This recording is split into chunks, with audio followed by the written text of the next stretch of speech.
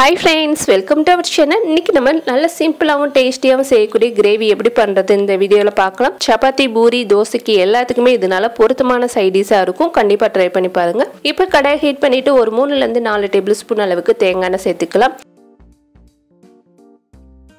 இது கூட ஒரு ஏலக்காய், 2 பீஸ் கிராம்பு, ஒரு சின்ன பீஸ் அளவுக்கு ஜாதி பத்திரி, 2 பீஸ் பட்டை, 1/2 டீஸ்பூன் அளவுக்கு சோம்பு.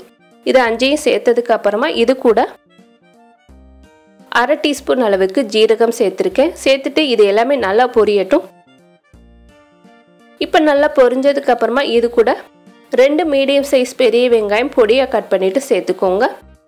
இப்போ வெங்காயம் சேர்த்ததுக்கு அப்புறமா 2 பச்சை மிளகாய் கீறிட்டு சேர்த்திருக்கேன். சேர்த்துட்டு வெங்காயம் நல்ல ஒரு கோல்டன் கலர் வரணும். அந்த அளவுக்கு அடுப்பை சிம்மில் வச்சு நல்லா வதக்கிடுங்க. வதக்குனதுக்கு அப்புறமா 4 மீடியம் சைஸ் தக்காளி நல்லா பழுத்த பழமா கட் பண்ணிட்டு சேர்த்துக்கோங்க.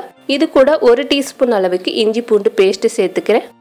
சேர்த்ததுக்கு அப்புறமா 1/2 டீஸ்பூன் அளவுக்கு கரம் மசாலா தூள், இது கூட 2 டீஸ்பூன் அளவுக்கு தனியா தூள், 1 டேபிள் ஸ்பூன் அளவுக்கு தனி மிளகாய் தூள், இது ரெண்டையும் சேர்த்துக்கலாம்.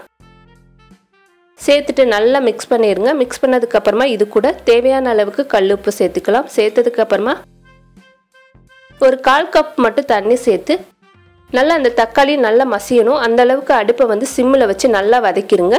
ஒரு 2 நிமிஷம் ஹை ஃப்ளேமில் மூடி வச்சுட்டு அதுக்கப்புறம் சிம்மில் வச்சு அப்பப்போ மிக்ஸ் பண்ணும்போது சீக்கிரமாகவே அந்த தக்காளியெல்லாம் வதங்கி அந்த மசாலாவோட பச்சை வாடையெல்லாம் போய் நல்லா எண்ணெய் பிரிஞ்சு இந்த பதத்துக்கு வரும். இந்த டயத்தில் ஒரு 4 மீடியம் சைஸ் உருளைக்கிழங்கு வேக வச்சு மசிச்சிருக்கேன்.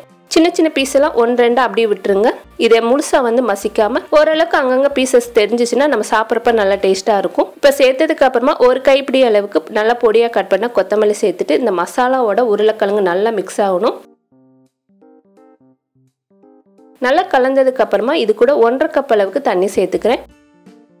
இது எல்லாமே நல்லா மிக்ஸ் பண்ணிட்டு இதை மூடி போட்டு ஒரு 10 நிமிஷம் நல்லா கொதிக்க விட்டுருங்க. ஓரளவுக்கு எண்ணெய் பிரிஞ்சு வரும்.